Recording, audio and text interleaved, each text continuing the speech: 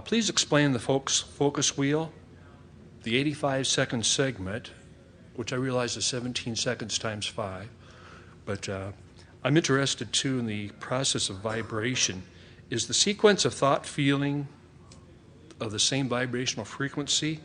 And how do they influence the manifestation process? Is the Seth material an accurate portrayal of ego personality structure? And that would wrap it up. He doesn't want much. I'm expanding. Every process that we have offered, without exception, has been for the purpose of helping you to vibrate more in the place that allows what you are wanting. The idea of the focus wheel is really not so different from the idea of virtual reality in the sense that it is bringing you to a place of vibrationally allowing what you are wanting. The focus wheel process goes like this. If you've ever seen the merry-go-round in the playground, where someone jumps on and someone else is making it spin. And as it gets going pretty good and you try to jump on, sometimes it's a bit of a problem because it's going so fast and you can't get moving fast enough that you can get onto it. And so when you try, you just get thrown off into the bushes.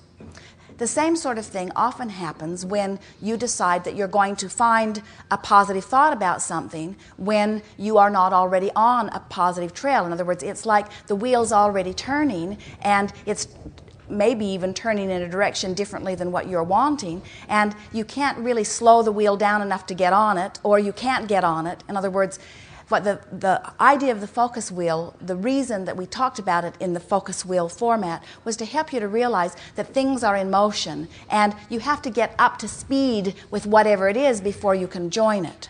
And so here is the way the focus wheel works. Before we go there, let's come back to this idea of virtual reality and let's talk about the 17 seconds for a bit, because all of these are all talking about the same thing. When you give your attention to something and you focus upon it just for a little bit of time, 17 seconds. In that little bit of time, you activate a vibration within you that is significant enough that it has pulling power. So law of attraction then comes into play, and other thoughts that are then like it join it. So let's say you find a thought and you just ponder it gently for 17 seconds until it activates within you, and now another thought like it joins it, and now you've got a bigger, more dynamic, not necessarily faster moving thought, but it is a thought that has greater attracting potential. And as you hold that thought for another 17 seconds, another thought now like it joins it. And then another thought like it joins it. And this is the way this momentum happens, you see. So the earlier in this process that you are able to ascertain the value or not value of the thought that you're entertaining, the better. The other day, as Esther was watching Tracy, daughter Tracy, with granddaughter Kate in the little carrying thing, and Tracy is moving through the office, and Esther is walking behind, and she's watching Kate in the little carrying contraption, and she is having a sort of bumpy ride. Mother is not really aware of how many things she's banging it on. Banging it on her leg, moving it over this way, ducking it under a tree, bringing it in here. And little Kate is sort of having a rough ride. And then, as they go through the door, Kate is moving her hands around a great deal. And now Esther is concerned that as they go through the door, Kate may get her fingers pinched or something, and all of those old maternal, now grand-maternal instincts are coming forth within Esther. And then she thought, Tracy needs to be more careful. And instead of realizing at the early subtle stages that she had activated a thought that was attracting to another thought, that was attracting to another thought, all of a sudden, Esther remembered, now Tracy is out of sight altogether, and Esther remembered seeing a little child get its finger shut in a car door. And the pain of that thought was strong. And Esther is walking through the bushes by herself, and she just shouted right out loud, "No! No!" She was shouting no at the universe for delivering such a thought to her, and no at herself for letting herself get there, and no at the idea of taking it any further. And really what she was proclaiming was her discomfort about going so far along a trail of a thought that she does not want. Now, there were a few 17 seconds involved in that before it reached that point of escalation, and certainly there would be many more thoughts involved before Esther could ever influence anything of a negative nature. But you're getting the sense of what we're talking about. Everything that manifests in your experience starts with a slight thought that you barely notice, that you practice long enough that it becomes a bigger and a bigger and a bigger and a bigger and a bigger player in your vibration.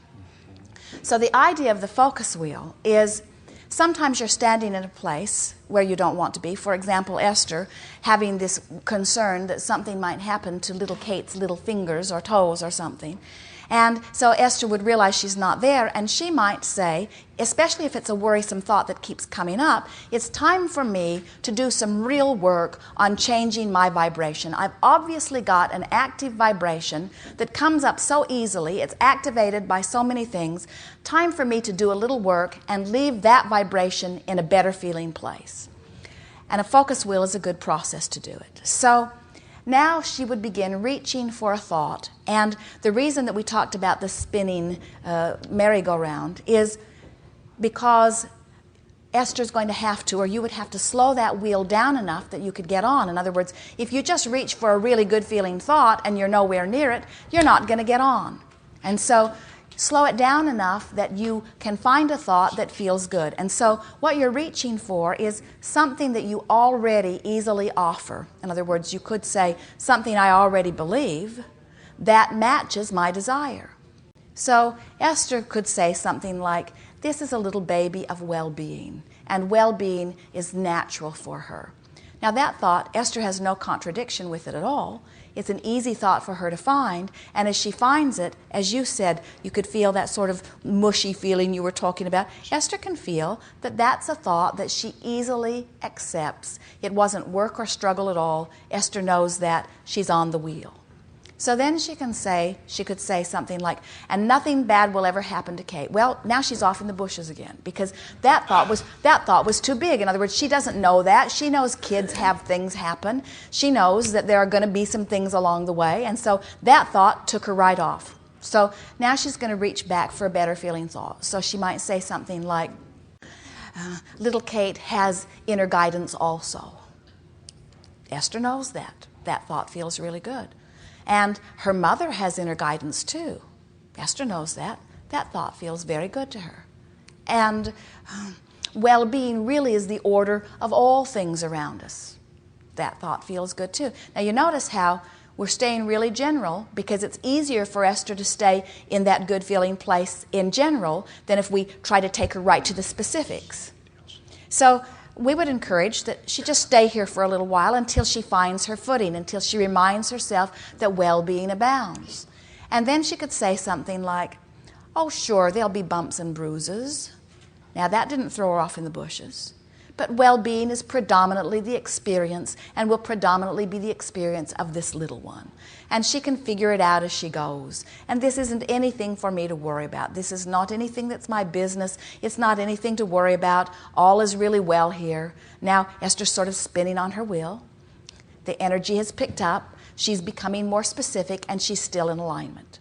Now, it might seem that nothing has changed very much, but we would say that as Esther is now chewed here for a little while, she has left those worrisome thoughts in a softer, less worrisome place than they were before. In other words, Esther didn't even realize that she had worrisome thoughts to be activated until they were activated. And once they were activated, then with using the process of the focus wheel, she has soothed them and left them in a better feeling place. That's the point of it. The reason we call it a focus wheel is because it is a determined point of time where it is your dominant intention to leave a vibration in a different place. Now today, we are giving you the game of virtual reality for the same reason, for the same purpose. In other words, they accomplish the same thing. Okay, thank you. Yes? There was more on your list. Bring us round to it. Okay. Seth? Other tapes, you spoke about an 85-second segment. Well, it's the same thing. In other words, the longer you stay focused, a focus wheel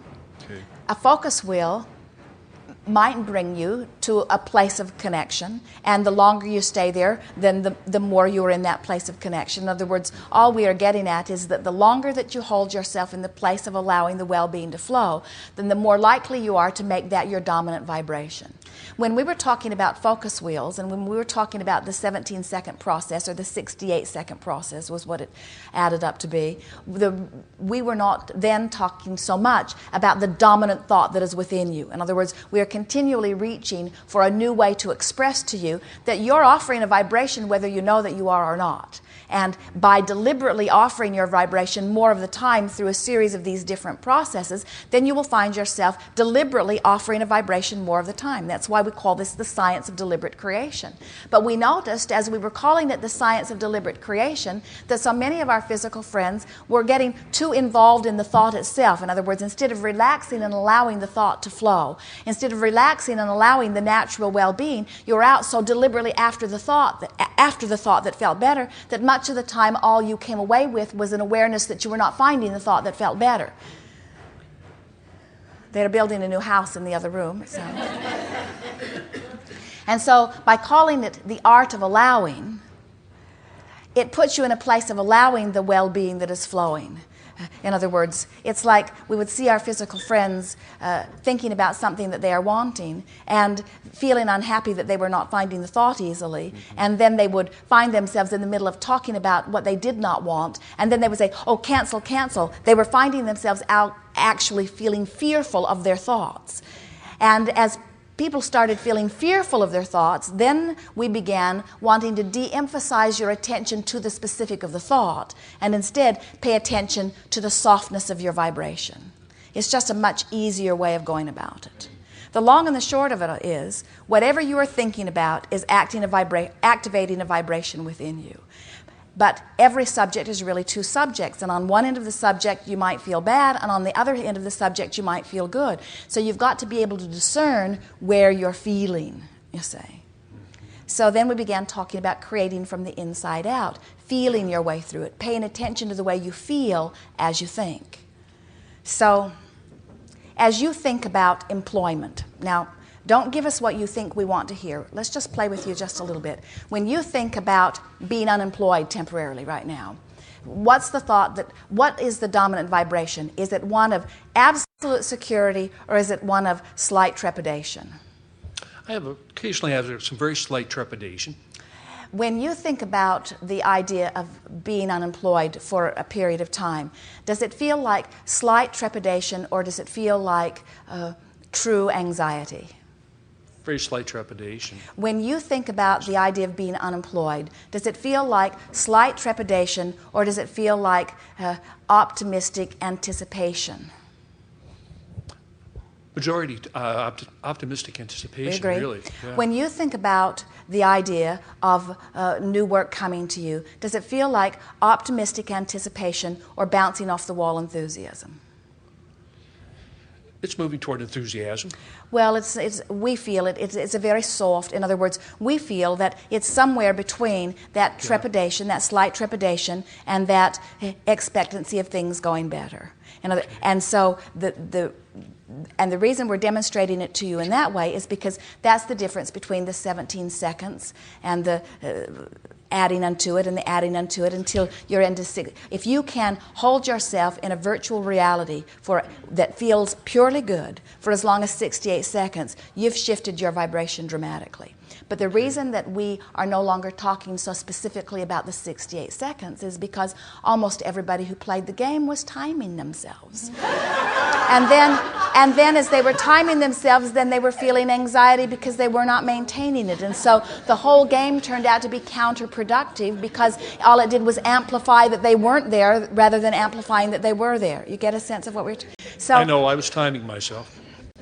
So the whole point of all of this is just to find thoughts that feel good and think them as much as you can. And when you find a thought without meaning to that doesn't feel good, then just change it to something that feels good if you can. And if you find a thought that doesn't feel good and you can't change it to something that feels better, then pick another thought. And if you can't pick another thought, then meditate or go to a movie or change the subject altogether. In other words, there are endless ways. All you got to remember is your goal is to feel good. And the other thing that you want to remember is that it's important that you feel good. And the other thing that you want to remember is that it's natural that you feel good.